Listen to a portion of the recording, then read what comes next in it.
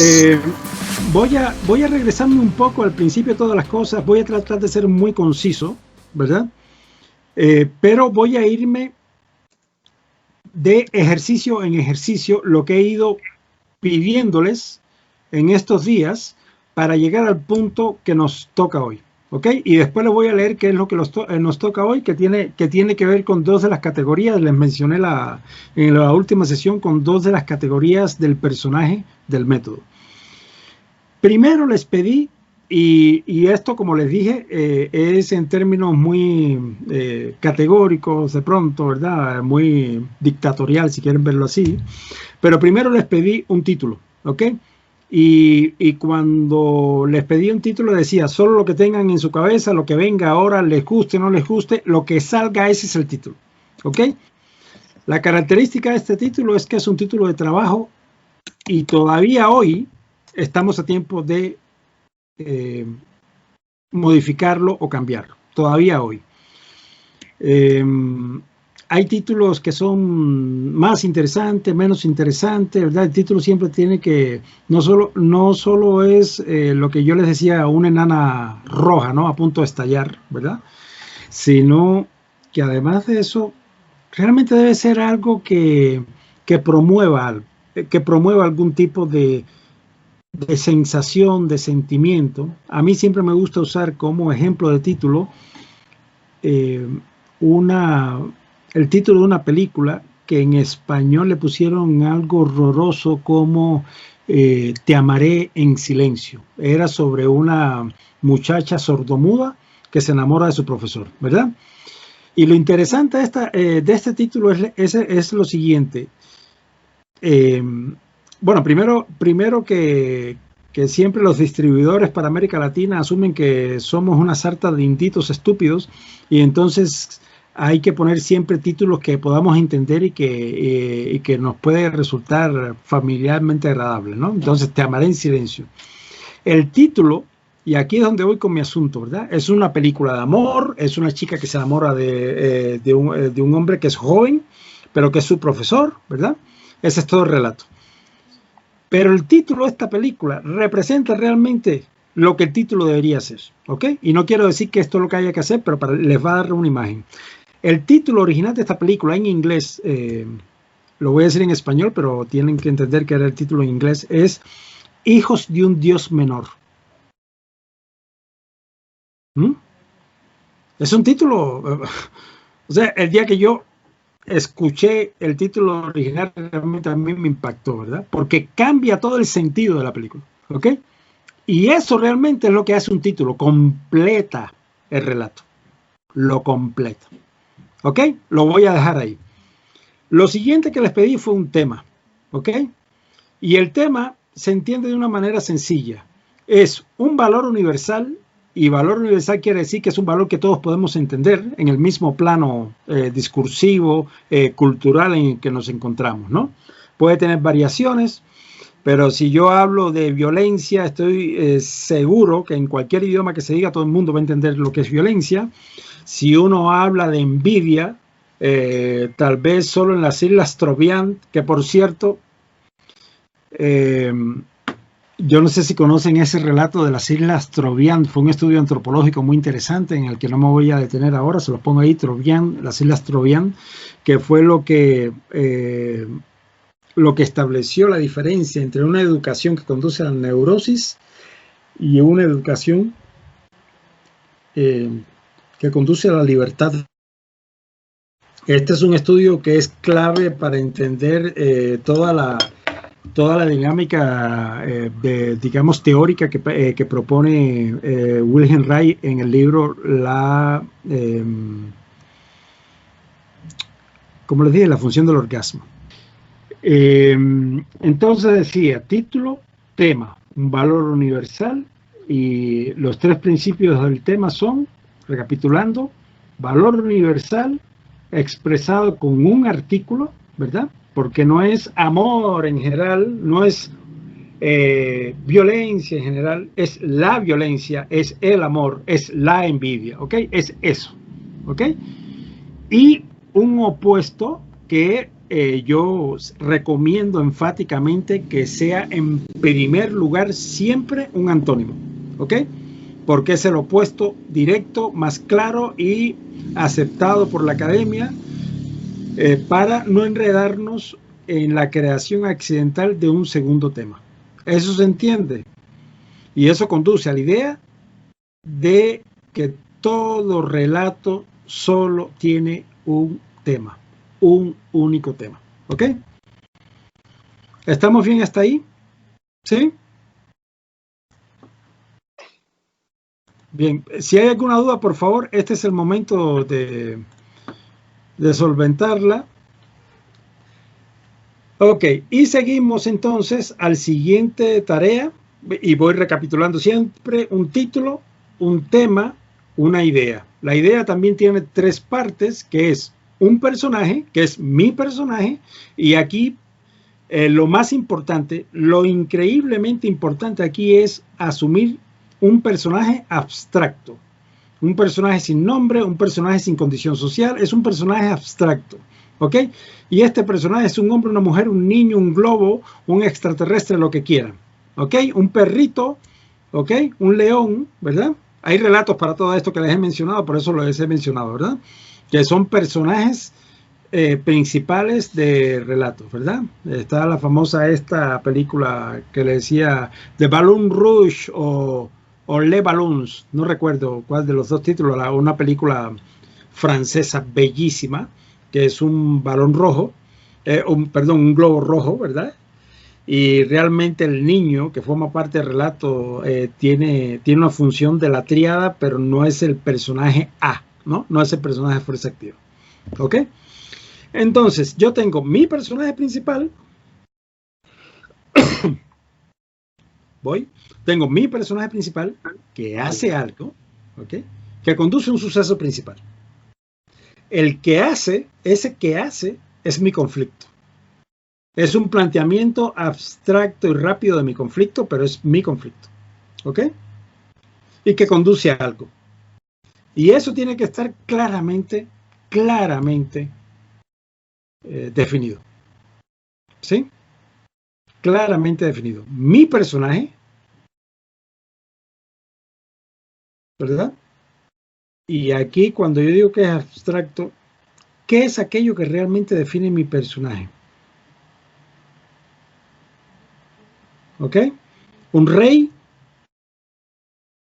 un príncipe, un campesino, cualquier cosa puede ser esta cosa abstracta que estoy pidiendo. ¿Entienden? Entonces, por eso era lo que decíamos, la conversación que tuvimos antes, Mercedes y yo, ¿no? O sea, no es un momento en que realmente necesitemos tener este personaje definido, todo lo contrario, ¿verdad? Todo lo contrario. Tiene que ver con definir eso que modela en general de manera abstracta mi personaje, ¿ok? Con lo que yo lo puedo definir en una sola palabra. Eso es tremendamente más útil ahora que cualquier otra cosa, ¿ok? Bueno, ya les había puesto el caso, por ejemplo, de Jack, ¿verdad? Un chico pobre, ¿no? Ok, perfecto. ¿Ok? Después vamos a contextualizar todo eso, ¿verdad?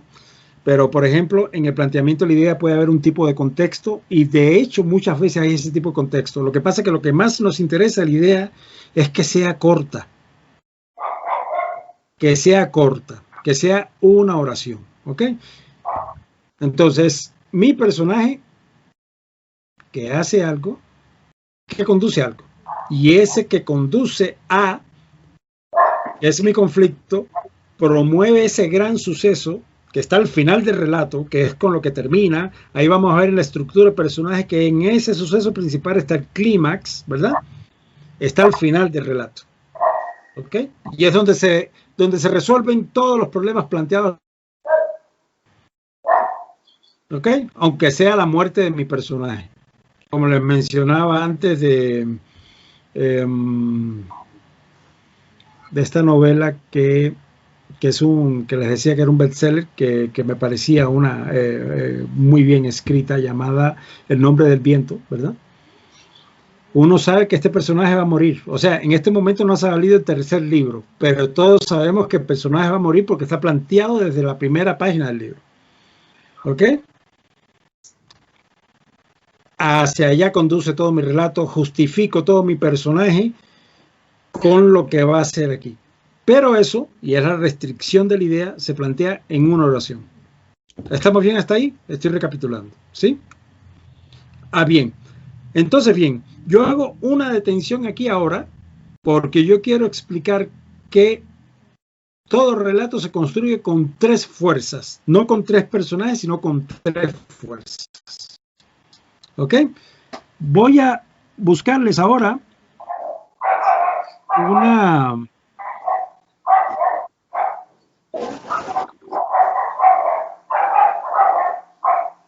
una imagen que logré conseguir cuando perdí esta aplicación, pero logré rescatar un par de cosas afortunadamente, que les voy a pasar ahora, que es esta, chequenla, ya lo hemos hablado y creo que lo hemos hablado mucho, pero eventualmente algunos elementos se fueron ahí en medio de la debacle del Wi-Fi mío. Entonces voy a subirles esto. Estas son imágenes que les van a aclarar algunas de las cosas que hemos visto.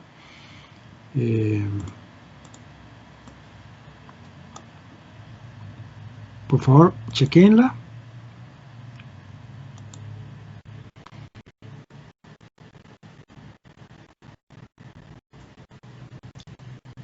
Bájenlo y chequenlo, para que eso les va a aclarar la visión de la fuerza dramática.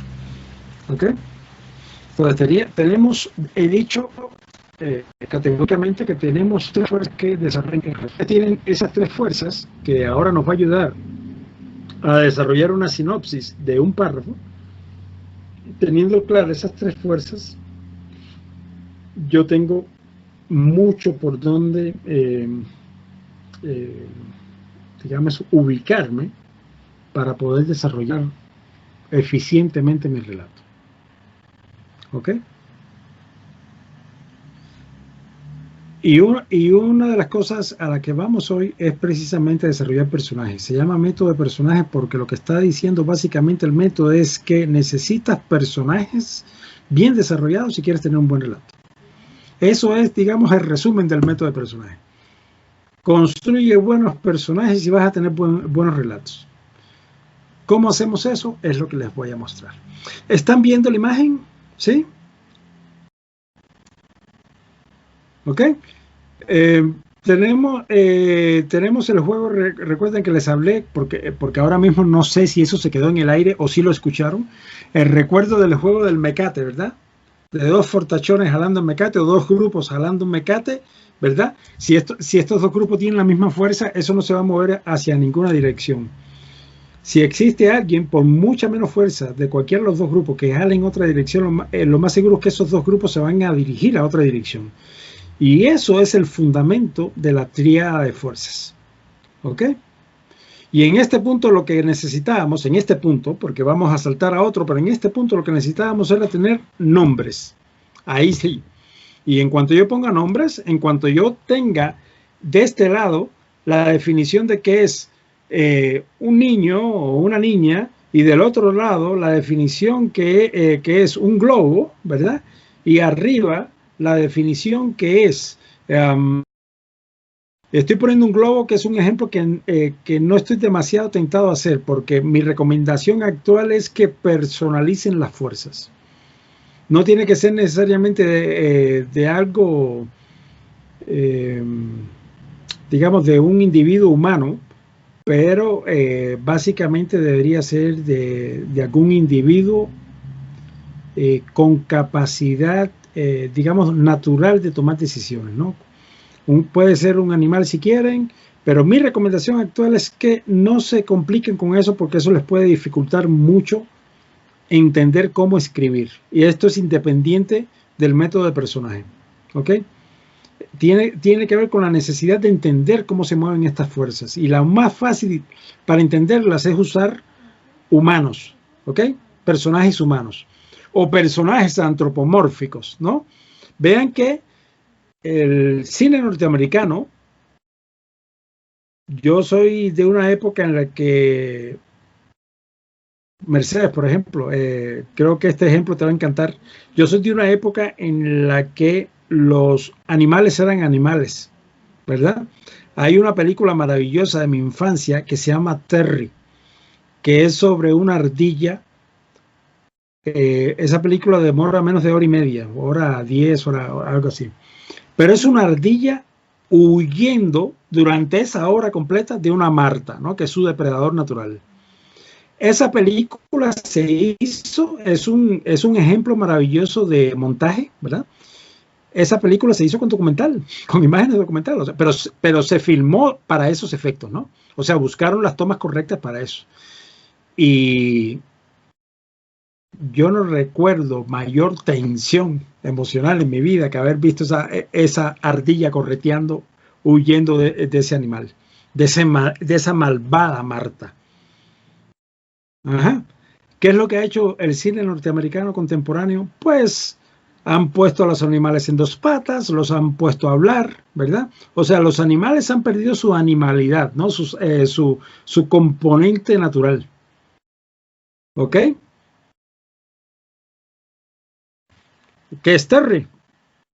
¿Mercedes? Ah, sí, Levalon Rouge, sí. Ah, qué bien, gracias. Bueno, ahí la tienen, es un ejemplo maravilloso de trabajo de fuerzas dramáticas y es el tipo de cosas que hace el cine europeo, por lo cual a mí me gusta tanto, ¿no? Bueno, eh, básicamente a lo que voy es que en este punto no jueguen, es mi recomendación actual, no jueguen con fuerzas que no sean posibles de representar con individuos humanos o antropomórficos, ¿no? Para que puedan entender mejor el carácter, digamos, contradictorio, el carácter eh, inconsistente, ¿no? Del comportamiento humano, ¿ok?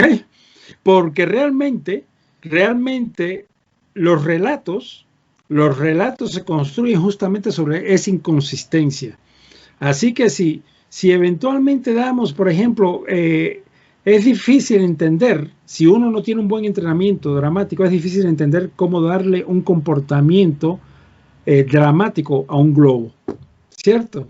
O sea, ahora mismo yo se los digo y lo más seguro es, a mí mismo tendría, bueno, yo conozco, digamos, la técnica para hacerlo, pero siempre resulta en algo inquietante, ¿no? Para uno como escritor, o sea, ¿cómo resuelvo eso, verdad? Y recuerden que estamos aquí planteándonos una novela que no debería tener menos de 150 páginas, ¿verdad? Mi recomendación es que procuren hacer una novela entre las 200 y 300 páginas porque es lo comercialmente más viable, no importa que sea artística o comercial, ¿verdad? Lo que quiero decir es que la cantidad de páginas aquí también importa, infortunadamente. He leído corta, es más, yo soy de criterio que realmente cualquier relato se puede escribir en 150 páginas, ¿verdad? Así que eh, básicamente es una recomendación, pero nunca debería tener menos de 150 páginas. Ya después de las 100 páginas se considera novela. Eh, Mi recomendación es que no escriban una novela de 100 páginas. ¿Ok? Mi recomendación es que debería tener más de 150 páginas. Y mi recomendación actual es que se planteen una novela de unas 200 páginas. ¿Ok?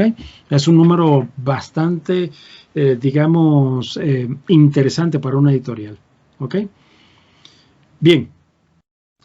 Una vez que tengamos la triada, y esta triada, repito, es colocar nombres, ¿verdad? Es colocar nombres. Les pedí que hicieran una sinopsis. Y la característica de la sinopsis es que es un párrafo donde empezamos a usar los nombres de nuestros personajes, ¿ok? Y eso nos va a obligar a entender un poco nuestro personaje principal y los otros dos personajes de la triada, ¿ok?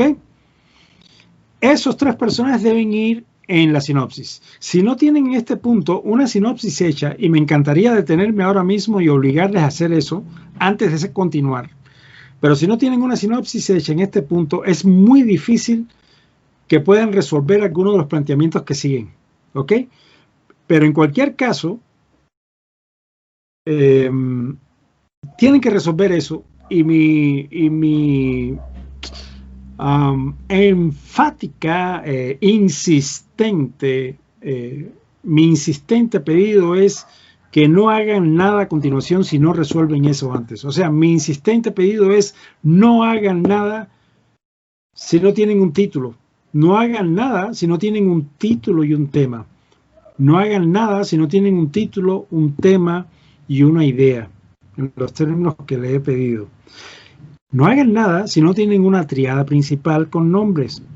Y no hagan nada si no tienen una sinopsis escrita fácilmente, razonable, entendible. ¿Ok? Como escritor yo tengo que entender de qué va mi relato. Y por eso una sinopsis no es un planteamiento abstracto. ¿Ok? No es una lucha con poderes, no es una lucha contra la sociedad. Eso no nos interesa. Es una confrontación directa con un individuo que represente ese poder o esa sociedad. ¿Me entienden? Es muy importante que lo vean de esa manera. ¿Ok? Porque si entran con abstracciones a escribir, les digo, matemáticamente llegan a la 5ª página y se detienen. ¿Ok? ¿Estamos bien? ¿Están escuchándome? Buenísimo. Gracias. Entonces, lo que me gustaría saber, antes de seguir subsanando baches, ¿verdad? Gracias, Jenny. Me gustaría saber en este punto si todos estamos... Súper, Vico. Me gustaría saber en este punto si todos estamos parejos con una sinopsis. Yo les pedí para este encuentro un material más, pero recuerden que lo que hice fue adelantarme un poco a lo que íbamos a hacer hoy, ¿verdad? Entonces, lo que sí es terminantemente necesario es tener en este punto una sinopsis. Estamos todos con una sinopsis. Si alguien tiene dificultades con cualquiera de los pasos anteriores, este sería el mejor momento para resolverlo, ¿ok? Si quieren, abro micrófonos y empezamos a subsanar eso, ¿ok? Ok, Said, gracias. Si te parece, puedo releer la mía para ver entonces si estamos todos enchufados en la misma idea. Perfecto, siempre empezando por el título, ¿verdad?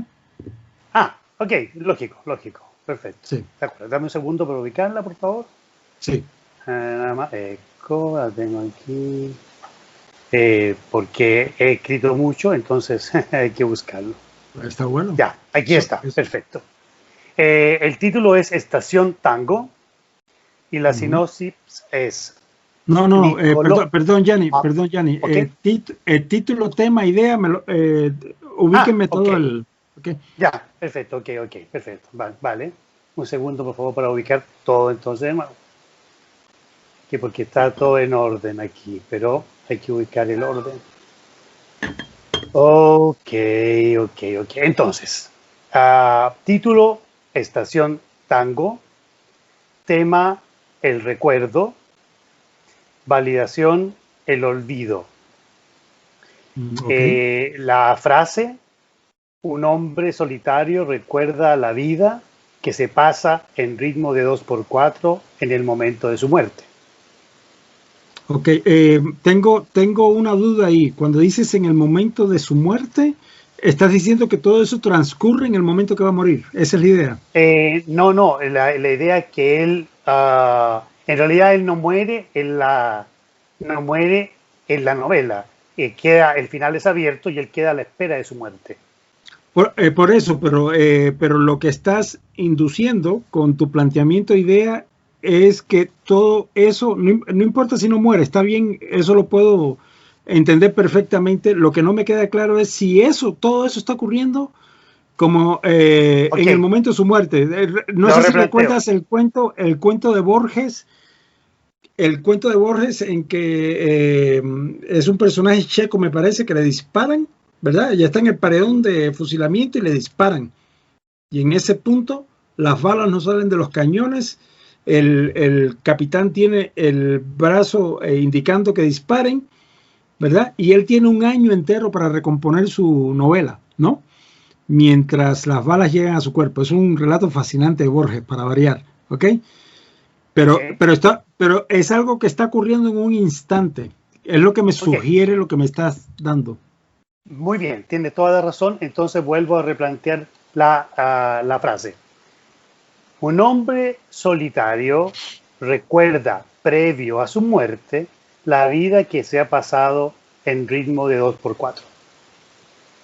Ok, solo que el previo a su muerte me gustaría que estuviera al final. ¿Cuál es el suceso principal ahí? El suceso de la muerte, de la posible muerte del cierto. Ok, muy bien, perfecto. Entonces, Entonces, ok, lo que necesitamos siempre para beneficio, digamos, mío como escritor, es tener claro cuál es ese suceso final, que es muy el bien, suceso más importante de todo, ¿cierto? perfecto. Entonces, vuelvo a replantearlo, sería un hombre solitario recuerda la vida que se ha pasado en ritmo de 2x4 previo a su muerte. Sí, eso es un planteamiento para mí claro, ¿ok? Perfecto. ¿Sí se entiende para el resto de los escritores? ¿Ok? Estamos buscando ese suceso y ahora ese suceso que va a estar siempre gravitando, ¿verdad? Mientras yo escribo, yo sé, ya tengo resuelto eso, o sea, yo sé a dónde va a ir a parar mi personaje, sea que lo mate o no, ¿verdad? Pero yo lo tengo aquí siempre, ¿verdad? Mientras tanto, yo tengo que construir todo mi relato para fundamentar ese suceso fundamental, pero además fundacional de todo el relato. ¿Sí? Ya. Necesito Ah, con esta idea, ¿ok? Tener claro eso. bueno, Y mi idea siempre tengo que recordarla, siempre tengo la capacidad de expresarla. Yo la pregunto y ya no tengo que leerla. Esta es mi idea, ¡pam! Ya la tengo clarísima. Es una oración para eso, ¿ok? de acuerdo. Entonces, ahora sí paso A la a la sinopsis. sinopsis. Ok, Ah, no, perfecto. primero tu tríada principal. Ah, ok, perfecto, claro que sí. Ah, mi tirada principal es, ok, ya se las digo. Eh, A1, Giovanna Pittaluga, P1, Ok. Niccolò Pittaluga, No, N1, espera, me perdí. A1, ¿cuál fue el otro que dijiste? ok, dije A1, P1 y Ah, N1. ok, ok. Es que de pronto lo dijiste muy rápido, no te seguí. Ok, Ah, perdón, ok, lo repito, no hay problema. sí, A1 entonces es Giovanna Pittaluga, ok, P1 es Niccolò Pittaluga, o sea, su hijo. ok. Y N1 es Hortán, el sobrenombre de el amigo de la familia. Súper. Me parece un planteamiento interesante. Digamos ya, esto es algo que uno tiende a hacer también, ¿verdad? O sea, el P1, uno trata de definir rápidamente quién es, ¿no? Sobre todo uno está poniendo un nombre, por ejemplo, en este caso ya ni puso ya el apellido, ya sabemos que hay una vinculación y esto crea, vean que esto es muy interesante porque esto crea de una vez una base de tensión, ¿no? Estamos hablando, digamos, conociendo lo que ya conocemos, ¿verdad? Estamos hablando que tengo la fuerza activa y la fuerza pasiva, que entendemos que se opone directamente, con un nombre que es de la misma familia y además nos aclara Yanni que es el hijo. O sea, eso en sí mismo está estableciendo un plano de tensión lo suficientemente interesante para generar conflicto. Ujú, ¿Mm? ¿Ok? de acuerdo. Claro, no sabemos ahorita quién es esta fuerza, quién está representando esta fuerza neutra, ¿verdad? Lo vamos a entender probablemente después, pero realmente ahorita lo que necesitamos es tener la base del conflicto y el personaje de fuerza neutra, ¿ok? En realidad queda claro la sinopsis, Said. Sí, sí, claro, claro, porque ya ahí estás obligado a construir Exacto. Entonces, la base del relato, ¿no? la leo entonces, la sinopsis. Por favor, sí. Entonces dice, Niccolò Pittaluga es un hombre de 75 años que desde hace un año recorre eventos importantes de su vida en una estación del SUTE de Buenos Aires, una estación que se materializa solo para él y que nadie más parece ver. Niccolò recuerda su vida familiar de migrante, el papel de su padre, Gio Battaluga, como unificador de la familia al inicio y como elemento disruptivo después. Piensa en Jortán, Jorge el Cuervo, el gran amigo de su padre y su mentor musical, el que lo introdujo al tango como un culto de por vida. Además, recuerda a sus tíos, los amigos del entorno familiar y a su hermano, repasando el cambio del padre y las consecuencias para toda la familia. Detente un minuto, por favor. Yo en este punto, en la sinopsis, preferiría que nos manejemos solo con los 3 personajes, sin mencionar el resto, porque ya vamos a tener chance para eso. Y lo otro es que el personaje del hijo hay inducido, pero no está claro, para mí que estoy escuchando, cómo está actuando como fuerza pasiva ahí. Está inducido por lo que estás planteando desde la perspectiva de la fuerza activa, de que en algún momento se convirtió en el gran problema de la familia, ¿sí? Pero no estoy viendo cómo el personaje de fuerza pasiva participó o participa o ve eso desde una perspectiva de fuerza pasiva. Ya entiendo. ¿Me sigue todo el mundo? El planteamiento que estoy haciendo, porque es muy importante, ¿verdad? Bien, pero yo tengo una pregunta a ese respecto entonces. Adelante. Porque significa que yo, cuando hago mi sinopsis y el planteamiento de mi historia, yo puedo decidir si enfoco la historia a partir de la fuerza pasiva o de la fuerza activa. No. Ya eso lo decidiste una vez que estableciste la fuerza activa. Lo que pasa es que la fuerza pasiva, que es, digamos, el problema, por decirlo de alguna manera, que tiene la fuerza pasiva. Porque cuando yo veo fuerza pasiva, cuando yo veo el término fuerza pasiva, digamos que tengo la idea, tengo la tendencia a asumirla como una fuerza pasiva, ¿verdad? Pero si yo les digo a ustedes, hay individuos de fuerza pasiva en este mundo, ¿verdad? Y comprendemos que no son individuos que son necesariamente pasivos en términos de que no hacen nada en esta vida, porque no existe algo como eso, ¿verdad? Lo que quiere decir la fuerza pasiva es estrictamente que se lo opone directamente a la fuerza activa. ¿Okay?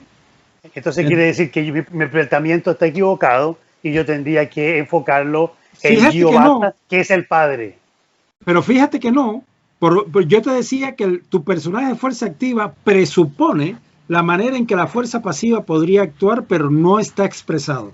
Porque estás diciendo, el personaje fue el motor de la familia y en algún momento se convirtió en el problema de la familia. Y ahí es donde yo tengo una justificación muy buena para entender cómo mi personaje de fuerza pasiva entra siendo el hijo o lo que quiera y se convierte en el verdadero, en la verdadera fuerza pasiva del papá. ¿Ok? Porque la cuestión y todo lo demás. Y fíjate que yo lo veo muy ordenado en realidad, solo que falta que de pronto esa justificación la aclares para ti. Porque ahora tengo el personaje de fuerza neutra, ¿verdad? Que es el que le enseña el tango, es el que le enseña, ¿verdad? Es la fuerza que tiene la capacidad de aportar energía a una de las otras 2 fuerzas. Exacto. ¿Ok? Entonces, yo veo ese triángulo de hecho muy bien hecho, esa triada, perdón, la veo muy bien conformada, ¿ok? Lo único que necesitamos es aclarar las justificaciones del personaje, déjame ponerlo a este lado, la justificación del personaje de fuerza pasiva. Aclarar las justificaciones del personaje de fuerza pasiva. Sí, para ti, porque en realidad de pronto no usé el término exacto, porque los personajes tienen justificaciones en sí mismos, para sí mismos, ¿verdad? Estoy diciendo ahora que a eso vamos a ir ahora en un ratito, pero tiene que ver con la necesidad que tiene uno como escritor de entender por qué ese personaje es el opuesto del personaje de fuerza activa. Eso no quiere decir que lo odie, eso no quiere decir que quiera matarlo, ¿verdad? Quiere decir sencillamente que eventualmente ideológicamente, que emocionalmente, ¿verdad? Eventualmente un hijo tiene un reclamo contra el papá por el tipo de, digamos, de relación que había establecido con la mamá, ¿verdad? Eso no quiere decir que lo odie, ¿verdad? Y si uno piensa en la historia personal de uno, uno puede entender, digamos, cierto comportamiento que ha tenido con el papá o con la mamá de uno, ¿verdad? Por, digamos, por ciertos reclamos que uno como hijo le puede guardar a los padres, ¿no? Eso no lo convierte necesariamente en enemigo del papá, ¿ok? Lo convierte en la fuerza opuesta. Es que hay que diferenciar eso, ¿verdad? Por eso no es el antagonista, ¿ok? Por eso no es el enemigo, ¿no? Ok, perfecto. No es, ok, entonces, después de que yo digo, después que describo al neutro, a la fuerza neutra N1, que es Hortán, y Ajá. donde digo que lo introdujo al tango como un culto de por vida, yo podría decir entonces, terminar diciendo, Nicolò, o sea, mi personaje principal, Nicolò sabe que va a morir y por ello sigue aferrado al tango como motor Ujú. generador de recuerdos, Sí, buscando el último tango, aquel que lo sí, acompañe como ajuar funerario. sí. Eso me parece un planteamiento fino y que expresa lo que anda buscando. Ahora, quiero regresarme al personaje de fuerza pasiva, que es el que no se me aclara ahí. Sí. ¿Ok? Digamos, yo como escritor, yo tengo esa sinopsis y yo tengo realmente ya un relato para escribir ahí. Y vamos, yo sé, yo puedo construir un gran relato con eso. ¿Ok? Lo que quiero es aclarar desde tu perspectiva el papel que está jugando el hijo en Ok, todo esto. el hijo es el gran espectador de la historia. El hijo es el testigo. Sí, no importa, pero recuerda, Es el testigo de cargo. Estoy pensando en la película. no, eso no tiene ningún problema, excepto que es un testigo que tiene que hacer algo. Ok, ¿Ok? Tiene que hacer bueno. algo. Como, Ok, ¿y qué pasa ahí si ese hacer algo es sufrir las consecuencias de las acciones del padre? sí, pero no está en la sinopsis. Eso es lo que quiero que hagas. Ok, ok, perfecto. Ya, ok, ok, ok. Ok, Es muy que, bien. es que se puede presuponer por el planteamiento que has hecho de la fuerza activa. O sea, yo de una vez lo vi, pero no lo tienes Ok, expresado claramente. perfecto. ¿Ok? Y Muy como bien. les he dicho antes, aquí no nos guardamos nada. Hay que Sí, soltar claro. para que quede muy claro. ¿Ok? Estamos, Muy Yanni, bien. para pasar a alguien Claro, más. no. Súper, Perfecto. Muchas gracias, Said. Muchas gracias. con mucho gusto. ¿Quién sigue? Tengo lluvia a este lado, así que de pronto estoy gritando porque no sé si me están escuchando bien. Mi micrófono es bastante bueno, así que espero que se escuche bien. Pero tengo un buen baldazo de este lado. Voy a secar un poco el micrófono por las dudas. ¿Alguien quiere leer? O para empezar, me gustaría saber si todos estos pasos que he pedido hasta ahora ya todos lo tienen y todas lo tienen resuelto. Háganme saber, por favor, por mensaje, como quieran, o por mensaje podría ser. Háganme saber quién lo tiene resuelto y a quién le falta. Said, Te escucho, ¿Ya? Mercedes. ok. Voy a leer hasta aquí, aunque hice una pregunta. ¿Cuál es la diferencia entre sinopsis y secuencia básica? Oh, bien, qué buena pregunta. Digamos que la sinopsis está detrás de la secuencia básica. Secuencia básica es título, tema, idea. ¿Ok? Ok. Ujú. Después tenemos la tríada principal y después tenemos la sinopsis. La secuencia básica es eso, título, tema e idea. Bien. Entonces, si te parece, vamos con la secuencia básica. Después me lees la triada y después, o sea, me dices los personajes de la triada y por último la sinopsis. ¿Saben? Bueno. El título lo había dicho en la primera vez, un diamante para el presidente. Ok. El Ujú. tema es solo para irme ubicando en la secuencia y en la consecución de relatos. ¿Sí? El tema es la desobediencia. Y la verificación sería la sumisión. Ok. La desobediencia, ok. Ok.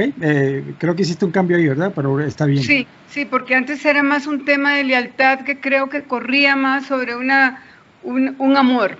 Era como una historia de amor basada en la lealtad y la traición.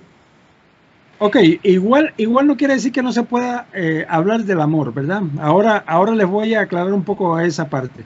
Y, ok, no, y además me parece que, te voy a decir algo, el tema que tenías antes era buen tema. Yo solo te quería hacer pensar sobre eso. El tema que tienes ahora es buen tema también, ¿ok? Así que me parece, y en realidad me gustaría que ya trabajaras sobre esto que tienes ahora, ¿ok? Bueno, entonces ahora la idea es una joven aristocrática belga se enamora de un extranjero, decide seguirlo hacia su país, omitiendo la sentencia al fracaso de la relación de su padre. Ok. Tratemos de sacar todo lo que podamos de ahí para que se convierta en una oración más corta. Sí, me ha costado mucho. Sí, necesitamos casi la mitad de esa oración, ¿verdad? Por ejemplo, yo quitaría lo de la joven belga, porque esos son detalles que vas a trabajar en su momento, ¿verdad?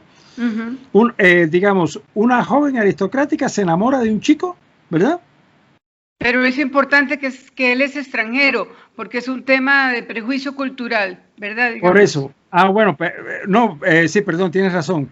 Una joven extranjera se enamora de un extranjero. No, ¿cómo? Una joven en su país, bueno, una joven belga. Perdón. No, perdón, me enredé, fui yo el que se enredó. Perdón, voy de nuevo. Una joven se enamora de un chico extranjero. Sí. O de un extranjero, no hay que poner ni chico siquiera, porque lo que necesitamos es sintetizar. Una joven se enamora de un extranjero, y ahí tenemos, ¿verdad? Ya una diferencia cultural. Ajá. Ajá. Y decide seguirlo hasta su país. Fíjate que eso yo pienso que de pronto no es necesariamente relevante. Porque aquí lo relevante es, ya yo tengo aquí con el primer planteamiento, una joven, ya tengo quién es mi personaje de Fuerza Activa, ¿verdad? Se enamora de un extranjero, ya estoy estableciendo lo que hace, ¿verdad? Y estoy ahora mismo dando, y recuerda que eso es para ti, ¿verdad? Como escritora, estoy dando la justificación del conflicto, ¿verdad? Estoy estableciendo el conflicto ahí. Y ve que lo hicimos en muy corto, ¿verdad? Una joven se enamora de un extranjero. Ya tú sabes las implicaciones que tiene eso, ¿ok? Ahora lo que nos interesa es el suceso principal. ¿A qué conduce eso? Se separan, ella muere siguiéndolo, no sé. Ella, como te hablaba de la desobediencia y la sumisión, ella desacata la advertencia de su padre de que esa relación va a ir al fracaso. Ajá. ¿Y? Por eso, hasta ahí. Ella, pero ¿cómo ella termina no hace eso? caso, no piensa que eso puede fracasar. Está demasiado enamorada para pensar que eso va a ir a fracasar. Pero la pregunta es, ¿fracasa la relación? Sí. Claro, eso es lo que nos interesa. Eso es lo que nos interesa. Te lo dije, ¿verdad? Te lo dije. Le dirá unos años más tarde, ¿verdad? Por eso, pero eso es realmente lo que nos interesa, que fracasa la relación. Eso está hacia el final, déjame ver cómo, hacia el final, ¿no? Hacia el suceso principal, ¿sí? Sí. Ahora, eso en sí mismo puede ser el suceso principal, pero podría no serlo. Podría ser que el suceso principal sea, qué sé yo, que ella regresa, tiene que regresar con la cola entre las patas, ¿no? A su país, ¿verdad? Eso, y porque hay que entender que el suceso principal es un suceso dramático, muy pesado dramáticamente, ¿ok? Muy pesado dramáticamente.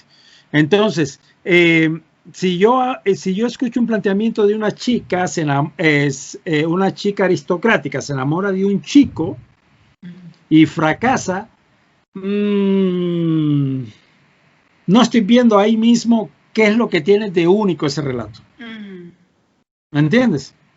Pero si decimos que es un extranjero, para que haya tensión tiene que ser una de un país y el otro de otro país. Pero ya lo tenemos planteado. No, es que acabas de decir ahorita. Me decías que yo había dicho que habías omitido el extranjero, que era extranjero.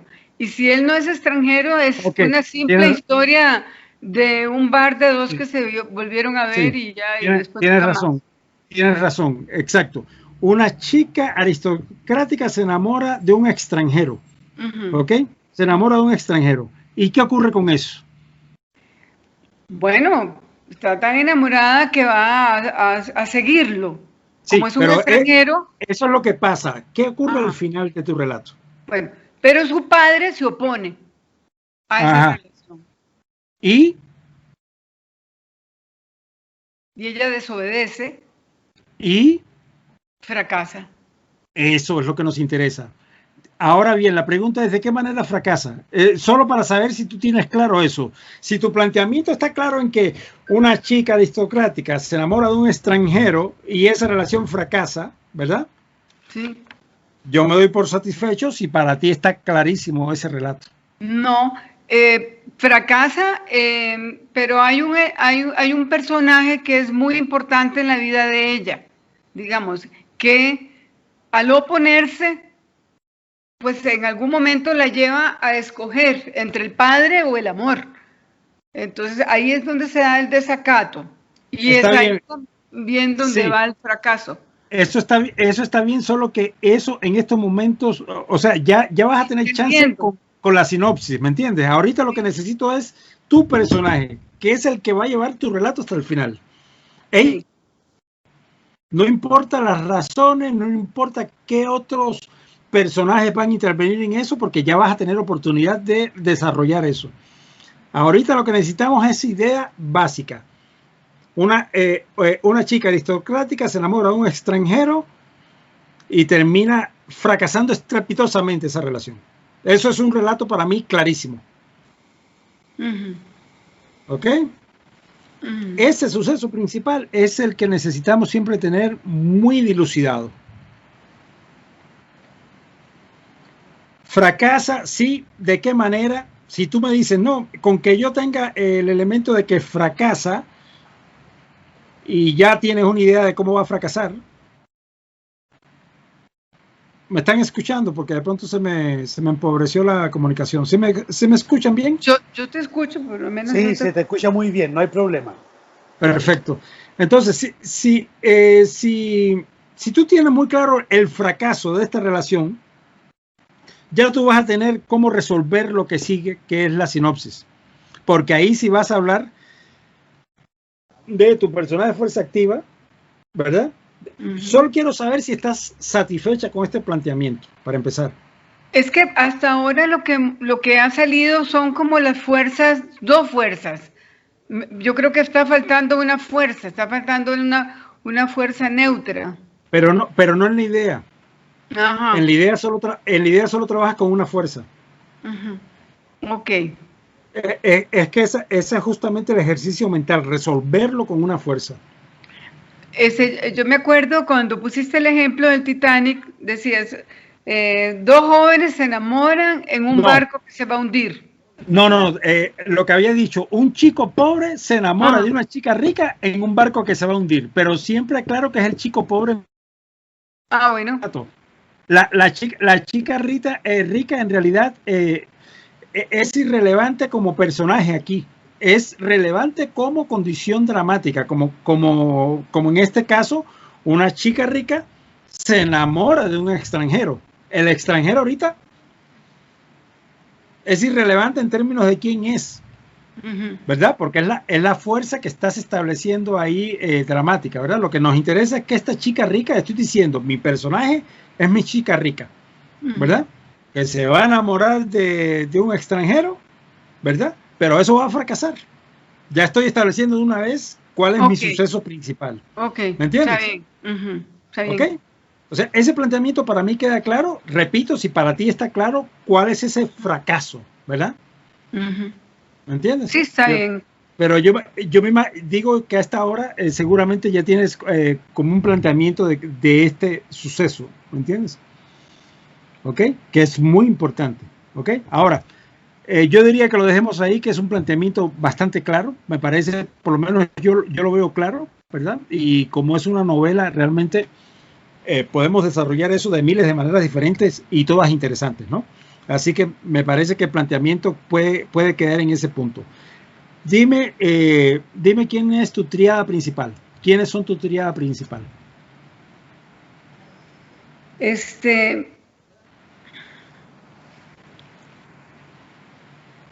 Bueno, la fuerza activa diría yo que es ella. Es la ella, chica ¿no? aristocrática. Recuerda que ese es tu planteamiento de la idea, esa es tu fuerza activa. ¿Ok? Esa es tu fuerza activa. Tu A1, ¿verdad? A1. Porque hoy vamos a ver que hay muchas más fuerzas activas, ¿verdad? A1. ¿Quién es tu P1? El papá. Sí, el padre, digamos. Sí. Porque el papá es una maravillosa, digo, me estoy adelantando de pronto, es una decisión tuya, pero por el planteamiento que por lo que me has dicho, el papá es una fuerza pasiva maravillosa, ¿verdad? Es un tipo que, y aquí hay que justificar bien por qué, siendo fuerza pasiva, hace lo imposible por separarlos, ¿verdad? Si fuera el caso, ¿verdad? Pero ahora viene la pregunta del millón, ¿verdad? ¿Quién es tu fuerza neutra? De ahí el extranjero. Ok. Eso es una gran responsabilidad, ¿verdad? Porque tienes que saber que es un personaje que va a estar hasta el final de tu relato. Sí. ¿Ok? Y no solo eso, es el que va a definir tu relato. ¿Ok? Es el que va a definir tu relato. Sí. El relato no lo define la fuerza activa de la tríada principal ni la fuerza pasiva. Lo define la fuerza neutra. Es la fuerza que decide cómo va a concluir el relato. ¿Ok? Esto es importantísimo que lo mantengan fresco siempre. La fuerza neutra es la que termina de construir el conflicto. Pero además de terminar de construirlo, es quien lo resuelve finalmente. Sí. Bueno, no sé si lo resuelve. No, sí, bueno, es que tiene que resolverlo porque si no te... En el concepto de creación de personajes, ¿no? Vieras que en el concepto de toda la dramaturgia tiene que resolverlo. Digamos, en literatura tú puedes mover las cosas, pero si tú no tienes claro el papel que está jugando la fuerza neutra y al final de cuentas siempre vas a tener que necesitar una fuerza neutra, se te pueden complicar mucho las cosas. ¿Ok? Y lo mejor es entender que la fuerza neutra es la que resuelve el conflicto. Es lo mejor que puede pasar, porque es como funciona la dramaturgia contemporánea, ¿verdad? Es como funciona actualmente. ¿Ok? Está bien. Esto no, digamos, no es algo que ha salido del método de personaje, es algo que ha salido del uso, de la manera en que ha evolucionado la dramaturgia. Sobre todo a finales del siglo XX y este siglo sobre todo. ¿Ok?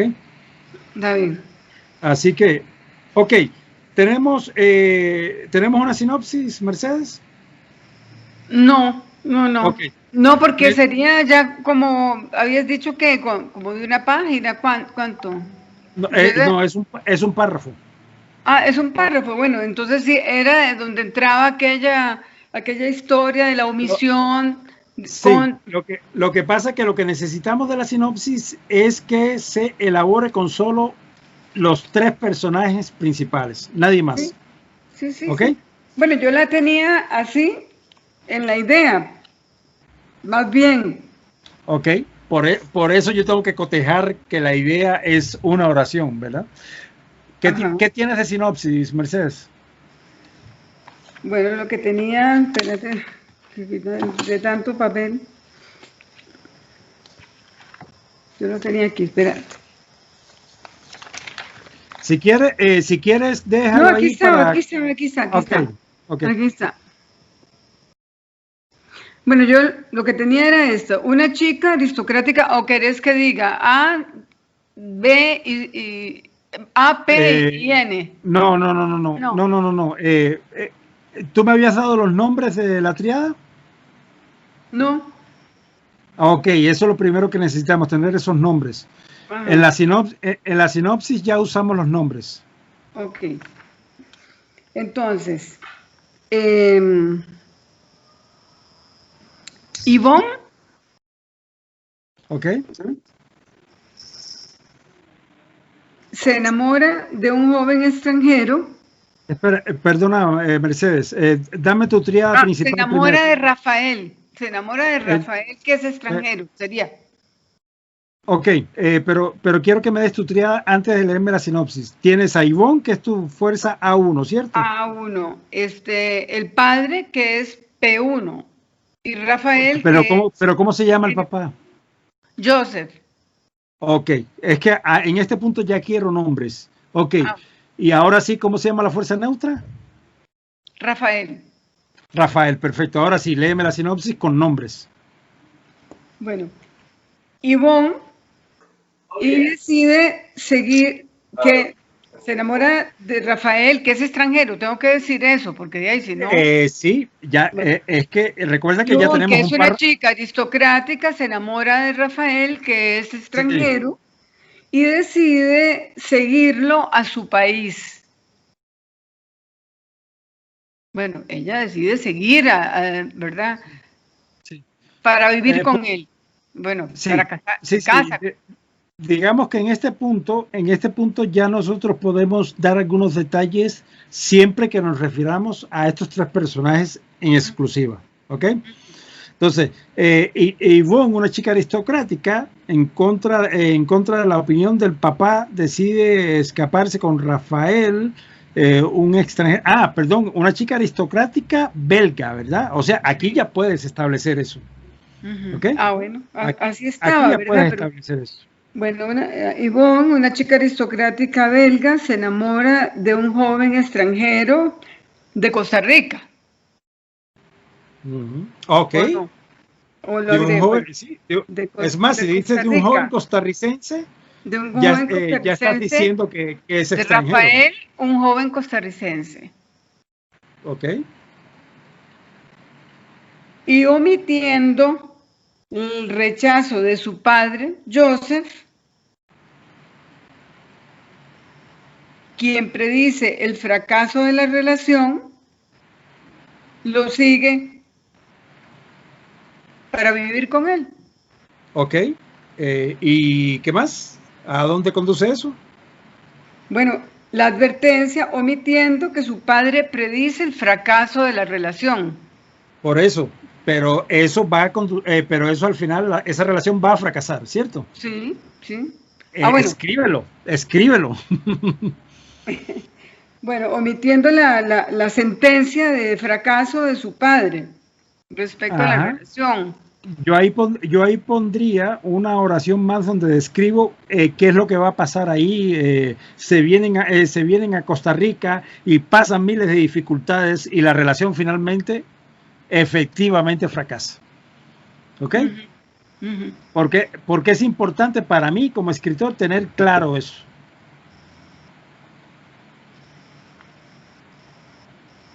¿Sí? Sí. Sí les queda claro a todos, a todas, porque lo que voy a proponer ahora es lo siguiente. Quiero pasar a lo que sigue para saldar, digamos, lo que tiene que ver con el día de hoy y, eh, y dejar un rato, por lo menos una media hora final para igual preguntas y respuestas, para leer cosas y para poderles ayudar con material que hayan escrito. ¿Les parece? ¿O alguien tiene una urgencia que necesita resolver de una vez? ¿Estamos entonces? ¿Sí? No hay problema, está perfecto. Perfecto. Para mí. Gracias. Entonces, vean. les había pedido, tenemos esta secuencia y voy a ser reiterativo para recordar siempre la secuencia. Un título, un tema, una idea. Gracias, Rico. Un título, un tema, una idea, ¿verdad? Después de la idea tenemos una tríada principal donde yo establezco nombres. Y después con esos nombres desarrollo mi sinopsis en un párrafo donde cuento lo que hace mi personaje de fuerza activa, A1, lo que hace mi personaje de fuerza pasiva, para ponerle difíciles las cosas a A1, y lo que hace mi personaje de fuerza neutra para resolver esto. ¿Ok? Y todo eso debe conducir a un acto final, ¿verdad? A un gran suceso final, ¿verdad? Al hundimiento del gran barco. Y voy a usar esto, por cierto, hoy voy a aprovechar esto para mencionar un concepto que tiene que ver con la necesidad del personaje de estar en una encrucijada de la que tiene que salir a como dé lugar o sucumbir a ella. Esa encrucijada yo le llamo situación límite. ¿Ok? ¿Y cuál es la situación límite? El personaje siempre, mi personaje de fuerza activa de la tríada principal, ¿verdad? Mi personaje A1, siempre tiene una encrucijada que puede ser una encrucijada histórica, puede ser una encrucijada social, puede ser una encrucijada mortal, ¿eh? Puede ser una encrucijada moral, ¿ok? ¿Ok? Por ejemplo, el personaje de Joseph Neg, ¿verdad? En el juego de Avalorios, creo que no se los conté, pero yo hice mi tesis de grado sobre el juego de Avalorios, o tal vez sí se los conté, no recuerdo bien. El personaje de Joseph Neg está en medio de una encrucijada moral. Y esta encrucijada moral se la voy a decir en 2 palabras, porque sobre eso yo basé mi relato, un relato de 32 minutos, ¿verdad? De toda una novela, ¿verdad? Y es que este personaje dice en algún punto de la novela, no sé si quiero aceptar este mundo que parece y que solo parece perfecto, pero que en realidad está metido dentro de un mundo mayor que puede derrumbarse. O si quiero pasar a otro nivel, si quiero superarme como ser humano, ¿verdad? Estoy transliterando, estoy, digamos, interpretando un poco lo que él dice. Es un texto mucho más fino de lo que yo lo acabo de decir. Y la encrucijada de Joseph Neg, desde que empiece el relato hasta que termine es eso. Un individuo que supera este estadio. Y yo tengo que ver a lo largo de todo mi relato del juego de Avalorios cómo este personaje efectivamente va superando ciertas etapas de ser un estudiante, de ser bueno en el juego de Avalorios, ¿verdad? A empezar a entender que toda esta situación que está viviendo es una situación artificial, porque es una escuela especial, porque el mundo en realidad no está en el mismo grado de perfección que este planteamiento, y este personaje en algún momento comprende que tiene que regresar al mundo si quiere realmente producir una modificación en la civilización. ¿Ok? Es una coyuntura y es un conflicto moral potente, pero es potente porque el escritor ha logrado construir esa potencia. Y estoy diciendo potencia aquí en términos filosóficos, ¿no? Es lo que está en potencia que se convierte en acto, ¿verdad? Eso lo planteó, creo que Aristóteles, no recuerdo bien. ¿Ok? Entonces, todo el tiempo está esa tensión inmanente que es este personaje que digamos va ganando ¿cómo es? El prestigio, ¿verdad? El respeto de las personas alrededor hasta que se convierte en un rector, ¿verdad? Y uno va viendo todo el tiempo esa fricción de este hombre que en términos de la vida profesional o de la vida de él como individuo va muy bien todo y es casi lineal este relato. Es lo interesante de este libro, es la maravilla de este libro. Es casi lineal, es casi sí poco interesante en términos del desarrollo de este personaje. Pero todo lo que lo hace interesante es justamente la coyuntura moral que este personaje se plantea en sí mismo. Estas discusiones. Admito que es un relato de los años, ya saben, 60, es un relato de los años de la guerra, de la Segunda Guerra Mundial. Y de pronto esa intensidad moral de este relato está justamente ahí. Y de pronto solo podemos entender la gente que nos hemos formado en una literatura menos, ya saben, literatura juvenil de esta época, ¿no? Entonces... Said, perdón, una pregunta. Sí. ¿Puedo? Gracias. Sí. Esta encrucijada también puede ser pasional, en el sentido de bajas pasiones. Ese es justamente mi punto. Lo que yo quiero definir aquí es que esta encrucijada es una situación límite. ¿Sí? Situación límite. El personaje está en una situación límite. Eso quiere decir que está en el punto que el próximo paso es la hecatombe del personaje. Es más, el personaje siempre tiene que verse, y esto que voy a decir es un poco peligroso, pero tienen que entenderlo en sus justos términos. El personaje siempre tiene que entenderse en una situación de autodestrucción. ¿Por qué?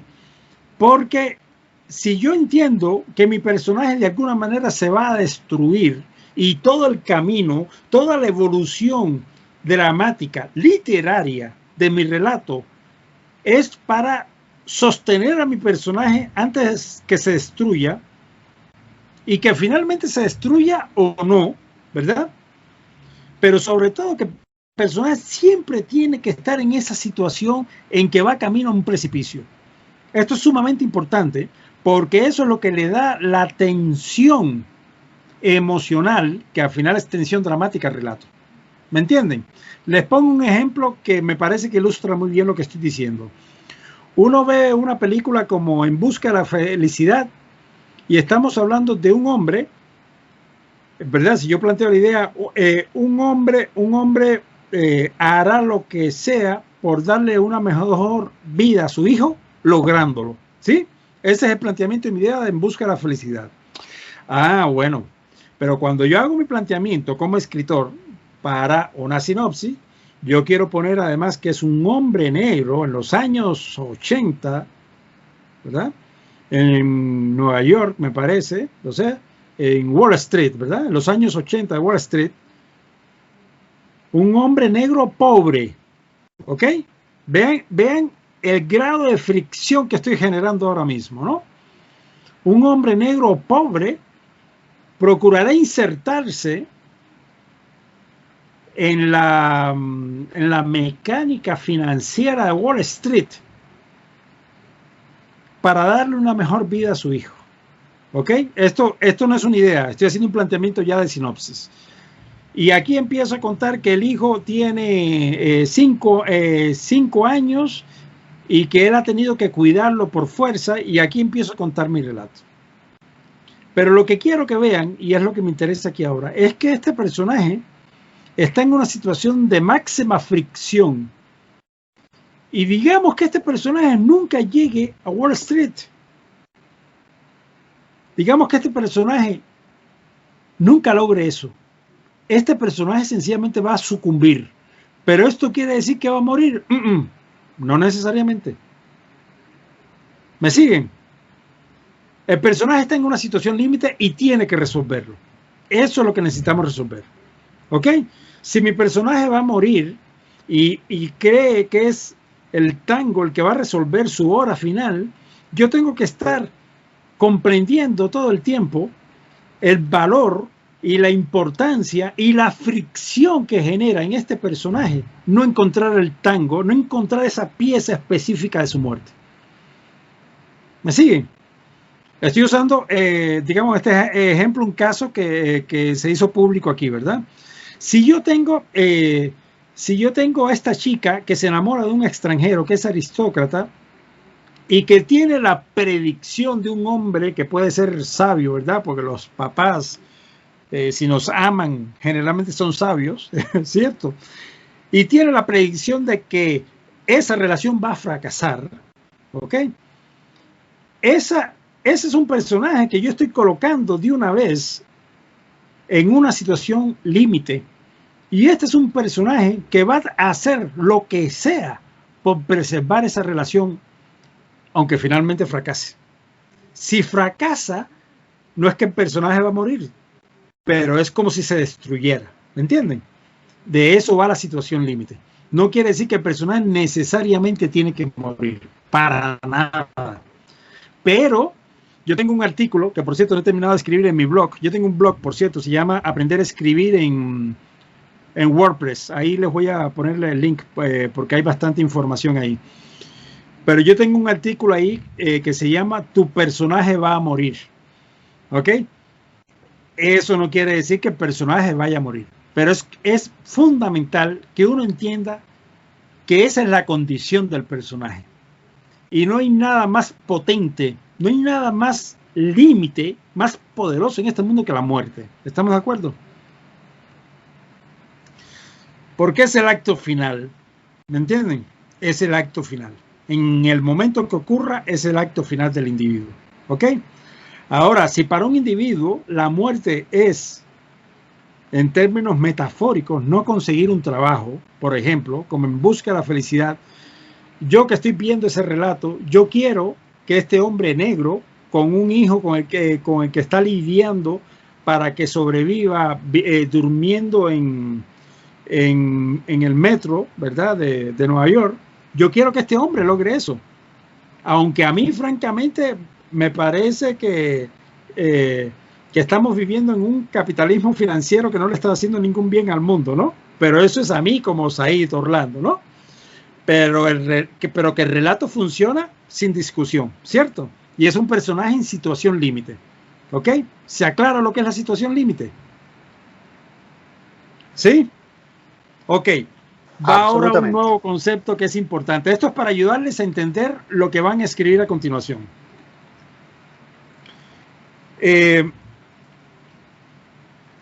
Yo les pedí en el último encuentro, que era parte de este encuentro, que desarrollaran el mecanismo sociológico básico del personaje, que es su confrontación con la sociedad. Y a esto le llamé,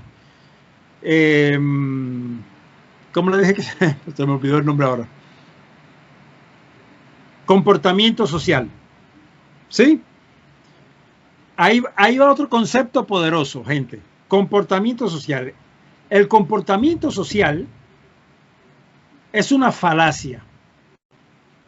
¿Ok? En otras palabras, el comportamiento social es un falso comportamiento del personaje. ¿Ok?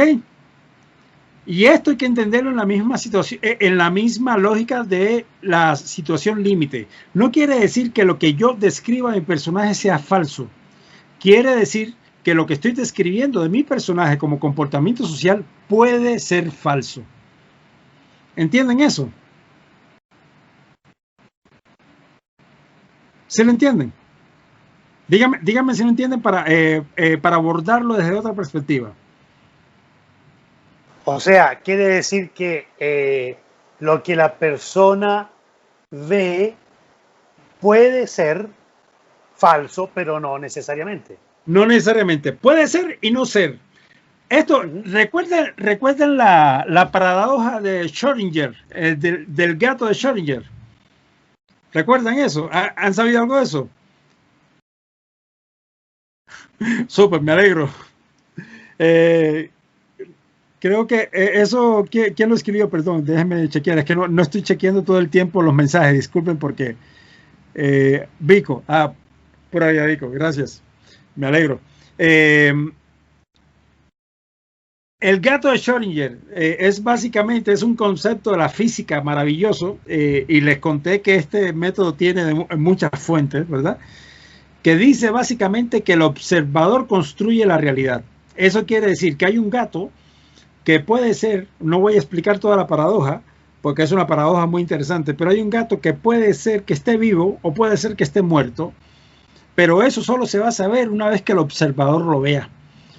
Pero, mientras que el observador no vea al gato, el gato está vivo y muerto al mismo tiempo. Eso es una paradoja física, no es un invento mío, ¿ok? Es una paradoja física que se llama así el gato de Schrödinger. Lo pueden buscar en internet. El asunto con el gato de Schrödinger, como nuestro personaje, es que nosotros tenemos, de nuestro personaje como el gato de Schrödinger, es que nosotros tenemos un personaje que puede ser y no ser lo que estoy mostrando en primera instancia. Y esto es fundamental para mí como escritor, saber que eso que estoy escribiendo como comportamiento social es eso, la manera en que mi personaje se va a comportar, la manera en que mi personaje se va a mostrar. ¿Ok? Y si lo vemos en seco, o sea, si lo vemos puro y duramente, podemos entender algo inquietante, y es que básicamente la persona que hemos visto por primera vez, de la cual no tenemos absolutamente ninguna referencia, puede esconder cualquier cosa. Puede parecer el tipo más duro del mundo y ser lo más noble que puede existir, o puede ser justo lo contrario. Puede parecer una persona extremadamente solidaria y ser un perfecto hijo de puta. ¿Ok? Si no han conocido algo así en la vida, por favor observen un poco, ¿verdad? A mí me ha tocado más de una vez decirle a personas que conozco, revaloriza la relación con estas personas que llamas tus amigos o amigas, ¿no? Me ha tocado más de una vez a partir de ver ciertos comportamientos donde una persona me dice, no, yo la quiero mucho o yo lo quiero mucho, pero suele hacer tal cosa, ¿verdad? Yo digo, deberías chequear eso, ¿verdad? Porque me parece que realmente no se está portando como un amigo, ¿verdad? O como una amiga, ¿verdad? Exactamente, Mercedes. O sea, lo que quiero decir básicamente, y esto creo que es un concepto que es bastante fácil de entender, es que ustedes cada vez que construyen un personaje, construyen una falsa apariencia del personaje, aunque no necesariamente sea falso. Eso quiere decir y vean que de esto trata la dramaturgia, ¿ok? Lo que yo quiero mostrar inicialmente, y lo voy a mostrar a través, vamos a ver más adelante, de las acciones físicas del personaje, es lo que yo quiero que el lector vea. ¿Ok? Es lo que yo quiero que el lector vea. En Ana Karenina, la presentación de este personaje, soy pésimo con los nombres, perdónenme, pero el personaje que se enamora, estoy hablando de la novela, ¿verdad? No de la película, por supuesto, de la novela. Bronsky, ¿no es? Bronsky. El personaje, la presentación que hace magistralmente Tolstoy de Bronsky, es Tolstoy, ¿verdad? O estoy... Esperen. Sí, es Tolstoy, ¿verdad? Esperen, denme un chance, esperen.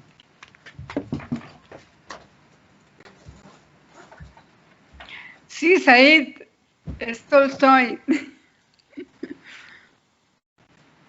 Sí.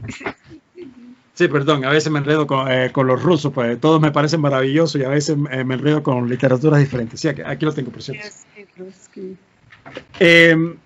La descripción que hace Tolstoy de Bronsky es una descripción en primera instancia, la de un tipo que está dispuesto a hacer lo que sea por ganar un lugar en la sociedad, en la aristocracia de Moscú, ¿no?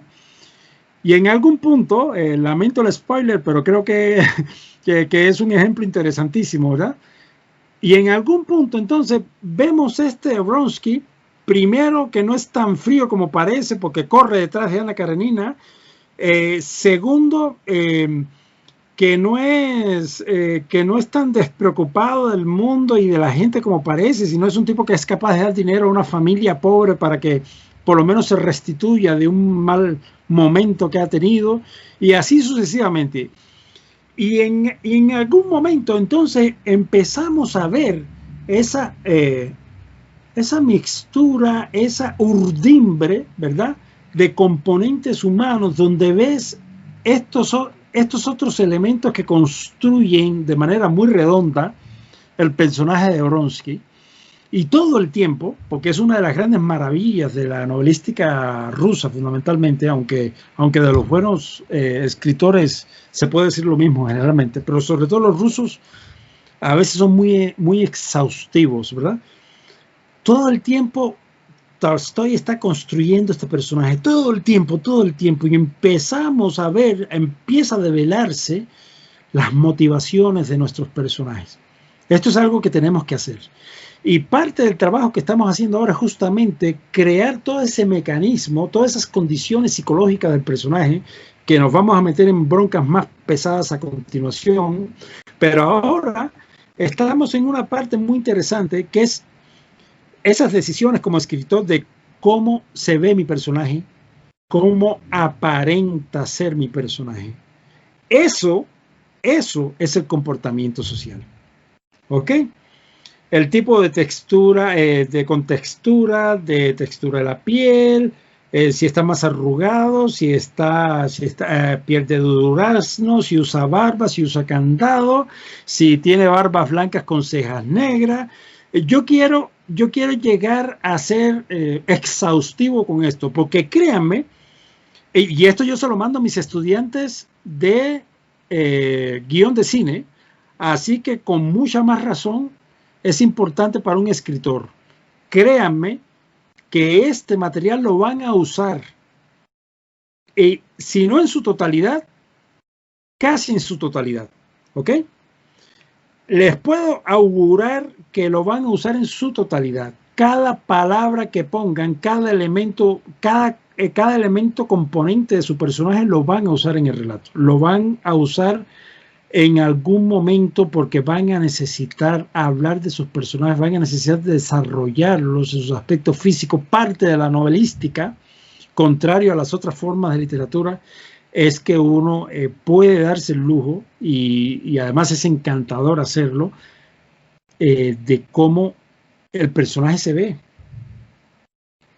Y no es porque necesitemos, como en el cine, tirarle en la cara al lector cómo se tiene que ver mi personaje. Es porque tengo que dar para que el lector, y en esto les aseguro que la literatura es inmejorable, incomparable, es única, ¿verdad? Con respecto al resto de las artes, el lector tiene la posibilidad de construir su propio personaje y al final de cuentas su propio relato. ¿Ok?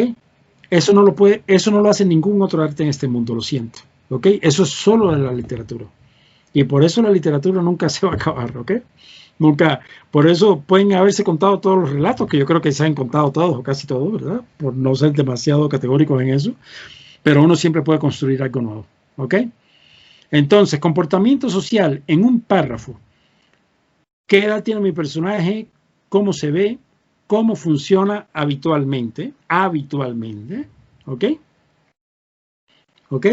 Por ejemplo, yo puedo decir cuando tiene, por ejemplo, que es un tipo de comportamiento muy interesante que tienen las personas cuando sienten inseguridad, no importa el tipo de fuerza, por cierto, pero recuerden que yo le he dado una serie de tendencias de la personalidad que deberían tomar literalmente, ¿verdad? Hasta que logren metabolizarlas bien y puedan darle forma a esto, pero nunca se pueden saltar las columnas. Eso no pueden hacerlo, por favor.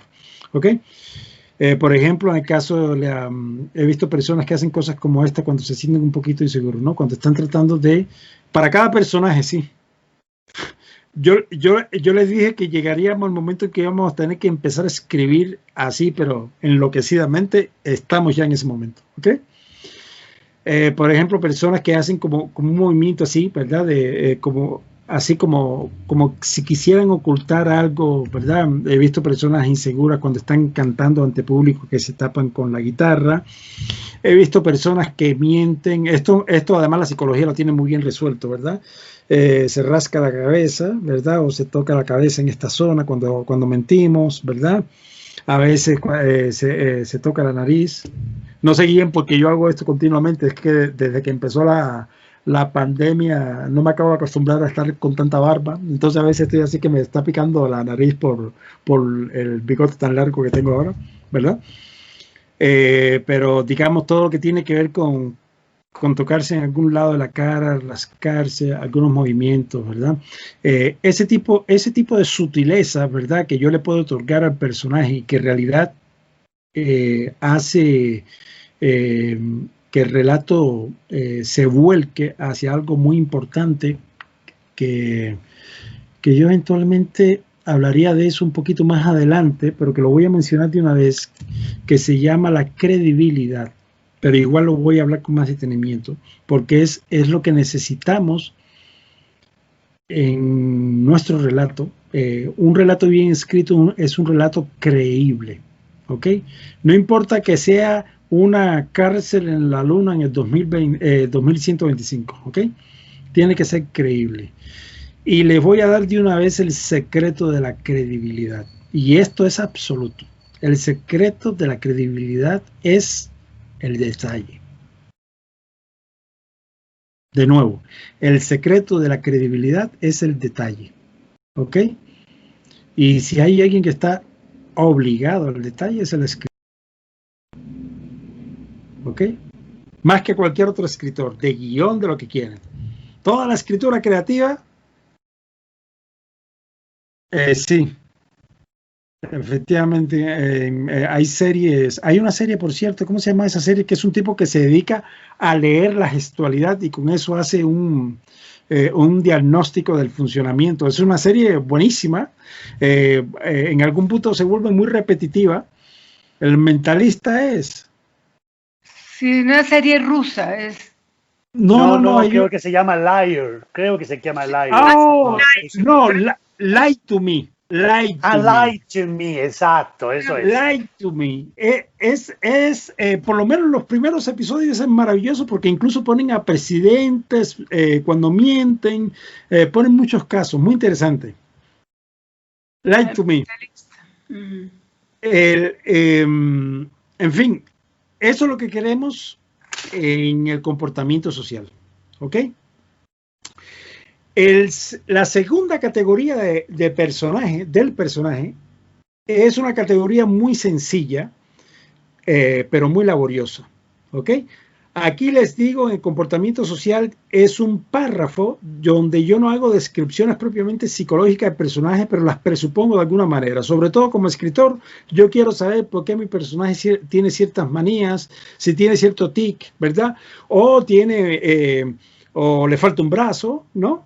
Pero aquí, digamos, cuando yo pongo comportamiento social, por ejemplo, podría decir, si al personaje le falta un brazo, podría decir, suele adelantarse rápidamente a saludar con su mano derecha para ocultar inicialmente la falta de su brazo izquierdo.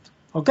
Estoy dando un mecanismo de comportamiento social básico que tiene una justificación específica. Estoy usando justificaciones aquí, pero son justificaciones en términos de la apariencia y del comportamiento del personaje. ¿Me entienden? Porque vamos a ver cuando entremos en la segunda categoría, que eso lo vamos a ver dentro de una sesión, que es una categoría muy densa, que es las justificaciones del carácter. Vamos a ver cómo aquí, digamos, en esta categoría empezamos a buscar justificaciones para el personaje y esas justificaciones valen oro, pero son increíblemente arduas, ¿verdad? Hay que trabajarlas mucho, hay que razonarlas mucho, hay que armarlas muy bien y sobre todo porque son justificaciones que siempre tienen que ser, como en el caso de todo el personaje, en las tres categorías, tienen que ser diferentes de cada uno de los personajes, porque queremos personajes muy diferenciados, ¿cierto? Necesitamos personajes que queden muy claramente diferenciados, no queremos personajes que se parezcan unos a otros, no tanto por confundir al lector, que es algo que no queremos hacer, tampoco porque tenemos que darle cucharadas pequeñas al lector. En novela, digamos, de pronto, no voy a mencionar nombres, qué sé yo, pero si mencionamos el Priorato de los Magníficos, los Juegos de la Comida, si saben a qué me refiero, ¿verdad? Son ese tipo de novela que ya te pregunto eso, Mercedes, porque no, déjame ver si es que no leí algo que escribiste antes.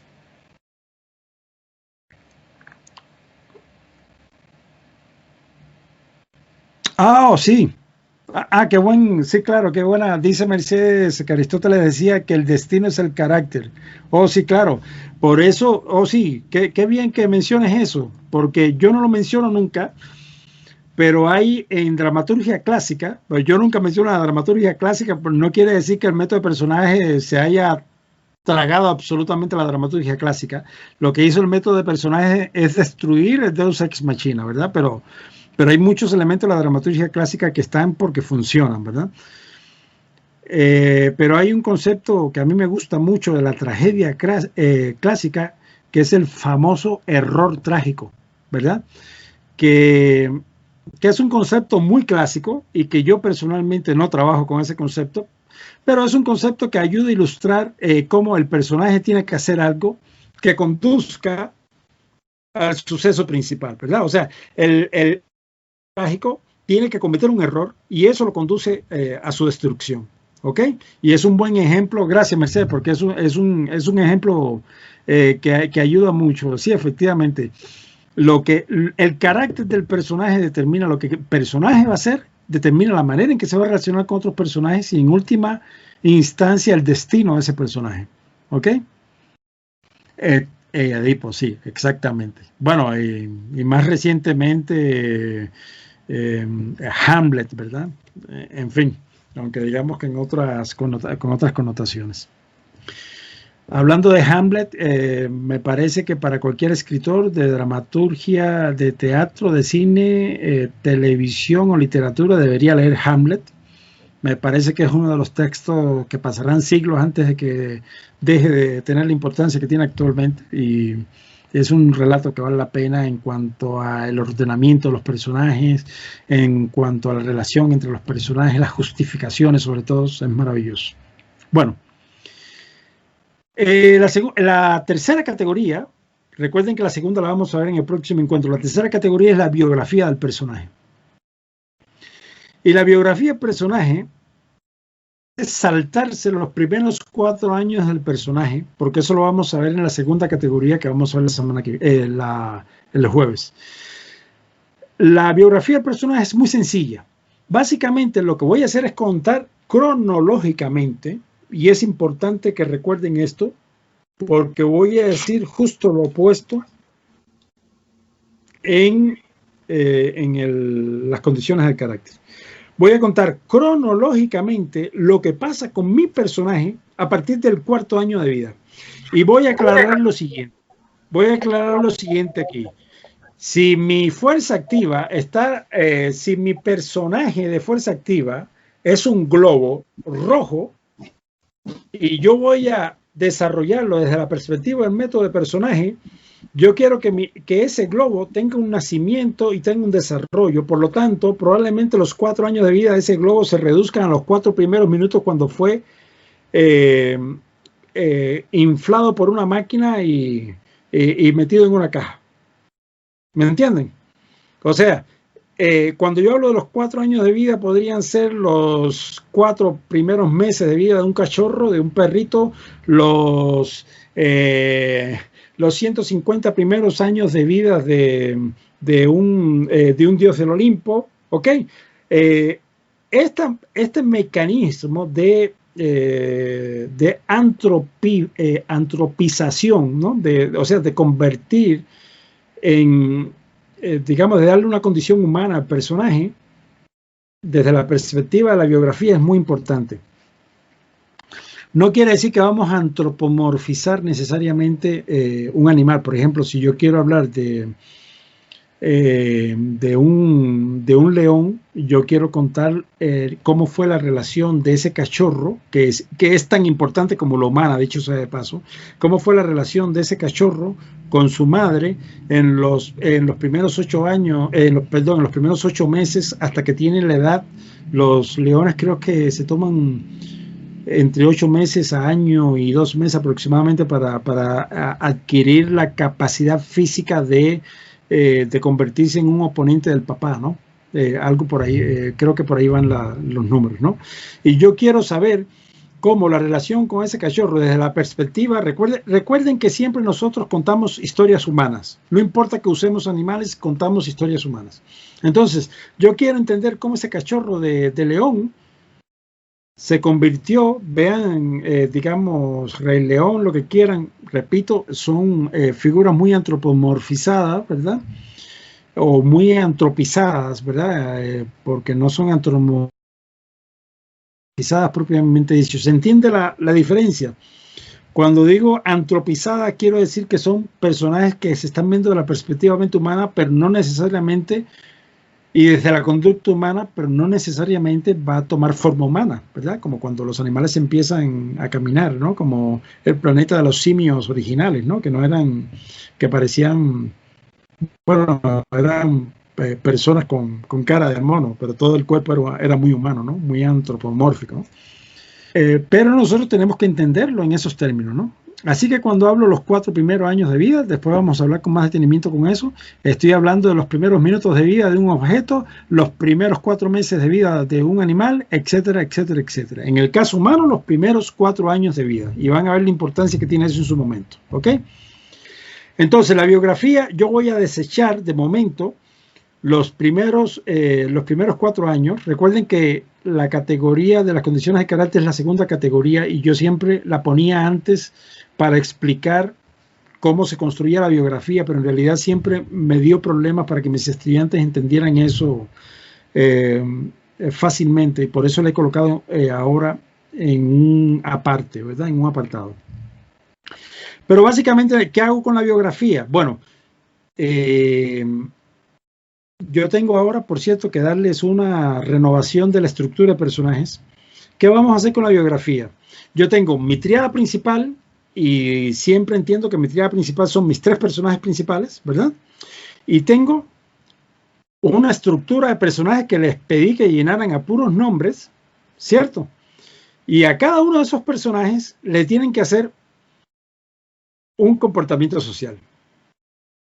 ¿Ok? A cada uno de esos personajes. Y ahora ven por qué se vuelve un poco rudo este asunto. Y a cada uno de esos personajes tienen que hacerle una biografía. Lo que voy a sugerir ahora es que el comportamiento social, como les he dicho, lo hagan en un párrafo. Y el párrafo puede tener un máximo de 5 líneas. ¿Ok? En el caso de la biografía, preliminarmente les voy a pedir un párrafo. La biografía deberían tener 2 párrafos, pero les voy a pedir inicialmente un párrafo de 5 líneas, porque necesito ir pasando a otras cosas, pero deben saber, y lo van a entender a continuación, que debería tener más de un párrafo. Porque en la biografía yo pongo no solo lo que ha pasado con mi personaje, sino lo que ha pasado con mi personaje en relación con otros personajes de mi estructura, ¿verdad? ¿Verdad? Mi personaje puede haber conocido a otros personajes en algún momento de su vida, de su formación, de su adolescencia, etcétera, etcétera, etcétera, ¿verdad? Porque yo aprovecho en este punto para generar relato, ¿ok? Y con la biografía yo genero muchísimo relato, ¿ok? Entonces yo pongo a mi personaje en relación con otros personajes. Y esto que yo voy a hacer ahora es relato anterior al relato que yo voy a contar. ¿Ok? Relato anterior al relato que yo voy a contar. Eso lo voy a dejar ahí porque eso lo voy a explicar más redondamente en otro punto, pero aquí básicamente lo que quiero son biografías de un párrafo. ¿Ok? Y lo que quiero es que resuelvan el comportamiento social y resuelvan la biografía. Y si en 2 días no tienen las biografías de un párrafo completo, por favor tengan líneas, aunque sea de presentación, pero tengan escrito algo por cada personaje, aunque sean 2 líneas por personaje. ¿Ok? Estoy hablando de la biografía. Porque es importante que empiecen a entender sus personajes y empiecen a entender qué relaciones la tienen con otros personajes. Hablando de esto, voy a hacer una detención ahora. Ya dije de qué va la biografía. Me pueden hacer preguntas. Se nos acaba el tiempo. Pero quiero subirles antes una... bueno, mientras tanto, les pregunto, ¿está claro lo que he planteado hasta ahora? ¿Hay alguna duda? Vayan preguntándome mientras les subo una estructura de personajes que les va a ayudar a trabajar mejor que la que les había dado originalmente, porque no la tenía. ¿Dónde está? Hola, sí. Sí. Pregunta. Nos dijiste crear una biografía de cada uno de los personajes y algo más que se me escapó. ¿Lo otro qué era? Biografía. El comportamiento social. El comportamiento social. Gracias. Sí, perdón que me estaba hablando. Es que el comportamiento social, lo que estaba era terminando de dar la idea porque lo había mencionado antes, ¿verdad? Comportamiento social es lo que el personaje parece ser, cómo se comporta normalmente, ¿verdad? Es lo que es usual. Es la construcción histórica del personaje, ¿sí? Y esa es una parte del conocimiento de lo que es la biografía. Es la construcción histórica del personaje. Pero, por su propia lógica, es también la construcción histórica del personaje en su relación con otros personajes. Eso en algunos casos, porque si son personajes que se van a conocer durante el transcurso del relato, pues es lógico que desarrollen un personaje por un lado y otro personaje por otro. Pero recuerdan, ahí les estoy poniendo la malla del personaje, ¿verdad? La estructura de personajes. Recuerdan que les hablé que cada personaje tiene su zona de influencia. ¿Esto qué quiere decir? Cada personaje tiene personajes con los que ya estaban relacionados antes de empezar el relato. Y es muy importante que tengan personajes previamente relacionados porque eso les ayuda a entender cómo construir todo el relato. Ahora bien, esto es una decisión, ¿ok? Todo aquí son decisiones, ¿ok? Entonces, de esa malla que les acabo de pasar, de esa estructura, una vez más, la tríada principal es mi relato. Eso es lo más importante que puedo decirles de esa estructura. La tríada principal es el relato. Todas las demás tríadas, que son tríadas, ¿verdad? Son estructuras de relaciones. Todas las demás tríadas, no importa lo que cuenten, no importa qué tan bueno sea lo que cuenten, todas las demás tríadas son subsidiarias. Todos los demás relatos, todas las demás biografías son subsidiarias.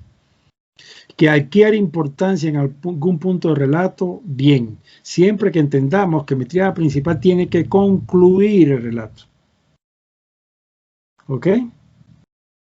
Eso si quieren que los relatos, recuerden cuando les hablaba de Donoso como, digamos, un relato como ¿cómo era? El obsceno, siempre olvido el nombre, que es fatal.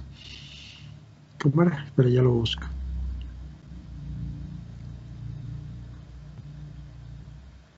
El obsceno pájaro de la noche. El obsceno pájaro de la noche, ¿verdad? Ya les dije cómo hay variables ahí de esa literatura maravillosa que se hizo en esos años, los años 60. Y uno puede jugar con eso, ¿verdad? Ahora estamos en un punto, infortunadamente, que sería muy difícil salir al mercado con una novela como esa. ¿Ok? Es complicadísimo conseguir quien se la publique. Y complicadísimo que si la publicas por ti mismo en Amazon, por ejemplo, alguien te la compra, ¿ok? Entonces, es cuestión de decidir sobre estas cosas. De las personas de esta sala quieren escribir porque quieren, es una pasión que quieren echar adelante y me parece fabuloso. Dicho sea de paso, estamos viviendo en un momento que escribir por negocio es un mal negocio. Es pésimo negocio, de hecho. Estamos en un momento en que hay que escribir porque realmente es algo que uno quiere hacer. ¿Ok? Y que a partir de ciertas herramientas puedan hacer algo que funcione comercialmente, maravilloso. Pero partir de como base de escribir por negocio es una pésima idea en estos momentos. Ok, pésima idea. Ok, entonces es importante. Gianni, te vas entonces. Gracias a ti. Gracias a ti. tengo que trabajar ya. Muchas gracias. Hasta luego, compañeros. Entonces, si les parece, yo esto era lo que tenía para hoy. Podemos quedarnos unos minutos más si quieren evacuar alguna duda. Como ven, siempre es bastante material, pero estamos en el punto en que hay que empezar a escribir como locos ya, ¿verdad? Ya cuando uno empieza a multiplicar, uno dice, es un párrafo es un párrafo de ¿cómo se llama? De comportamiento social, es un párrafo un poquito más largo de biografía, multipliquen eso por 15, 20, 30 personajes. Te vas, Mercedes, solo hazme saber si te ha quedado claro todo, por favor.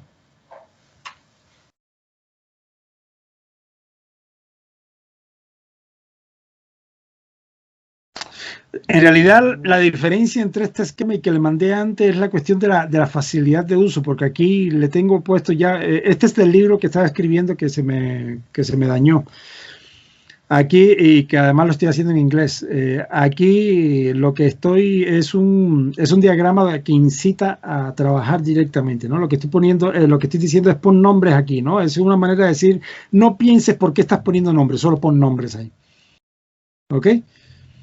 ¿Por qué? Porque las justificaciones del esquema, y eso lo voy a tener que explicar, ya no dio tiempo a explicarlo hoy, las justificaciones, digamos, poner nombre en esa malla implica que una vez que yo pongo un nombre en una fuerza activa, ya yo sé que yo tengo que desarrollar ese personaje como fuerza activa, ¿cierto? Pero si adicionalmente yo pongo ese nombre más afuera del círculo, de los círculos de influencia, si es un A5, por ejemplo, ya yo sé que ese personaje A5 va a poder llegar a relacionarse, sí, pero también, digamos, viéndolo excéntricamente, ¿no? Yo tengo mi tríada principal, ¿sí? Y entonces empiezo a tener personajes hacia afuera aquí. Y mientras más afuera el personaje, más trabajo dramático va a tener para llegar a entrar en contacto con los personajes de la tríada principal. ¿Y por qué esto es así? Porque la tríada principal es mi relato. Así que yo siempre tengo que tener claro que estos son mis personajes.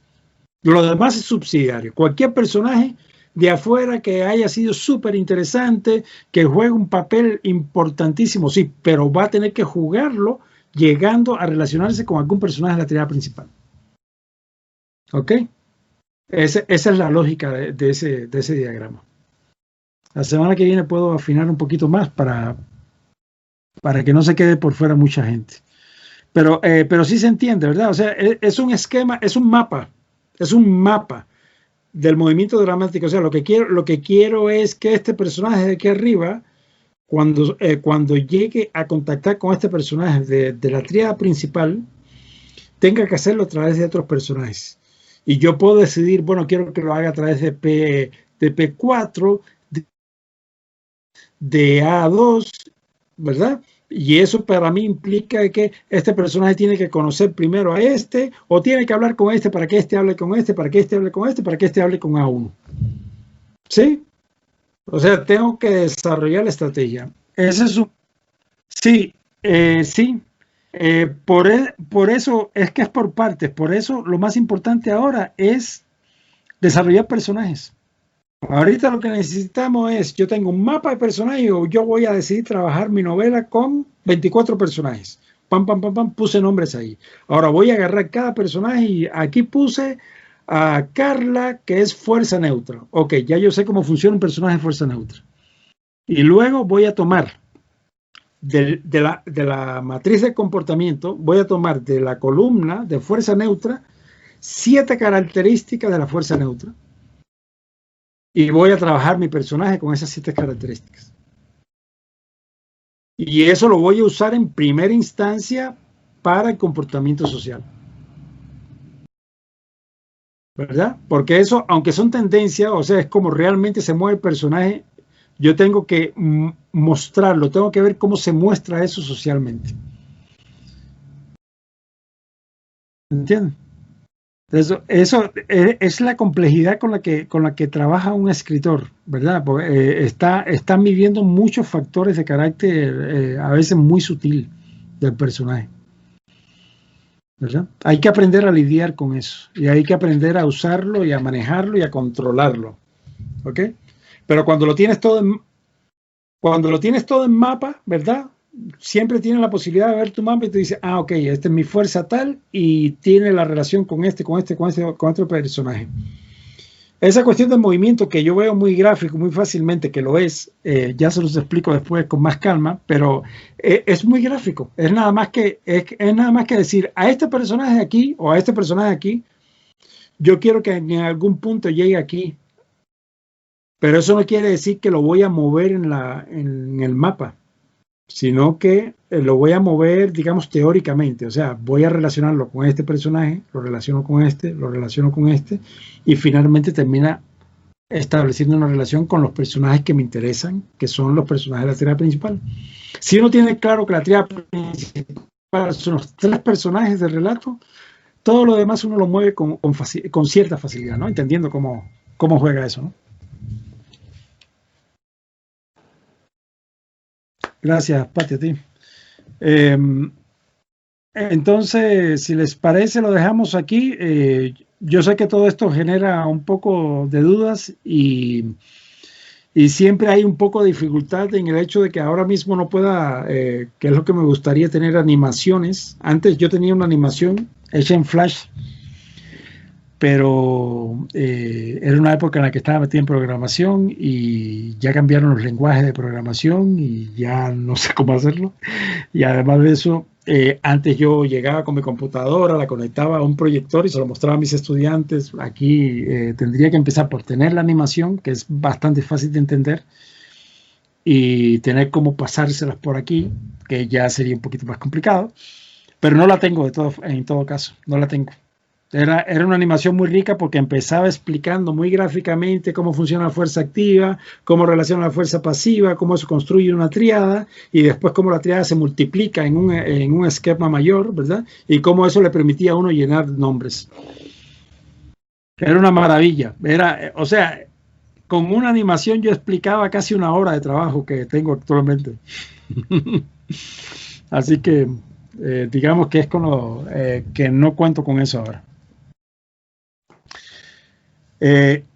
Sí, claro. Sí, de hecho era lo que les contaba, que estoy con una gente ahí, con una empresa, desarrollando las bases para el desarrollo de una aplicación que es un videojuego para escritores. Muy gráfico, muy interesante. Sí, es muy lindo, pero estoy ahí en la parte todavía de... Sí, eso yo pienso que va a ayudar mucho. Claro, empieza no por la parte de personajes, sino empieza por la parte de crecimiento dramático. O sea, empieza por otro lado que todavía no les he hablado de eso. Porque para poderlo hacer en forma de videojuego, tengo que empezarlo por otro lado. Pero la idea es que como aplicación en algún momento se convierte en un programa para escritores propiamente dicho, para guionistas y escritores en general. Pero estoy muy en pañales todavía con eso. Estoy generando todavía los requerimientos. O sea, hay bastante trabajo por delante. Pero ahí les contaré cómo están. Bueno, no creo que antes de que terminemos este taller haya mucho adelantado, pero estoy trabajando mucho en eso actualmente. Es de las cosas en las que estoy trabajando actualmente. Así que queda un poquito camino para eso.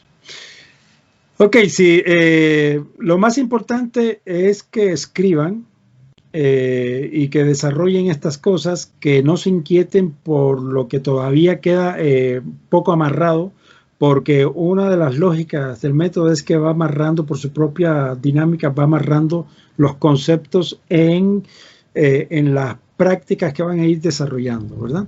O sea, ahorita lo que necesitamos es tener un título, un tema, una idea, una tríada principal, una sinopsis, una estructura de personaje y ya vamos a entrar con estamos entrando con personajes que es comportamiento social y biografía.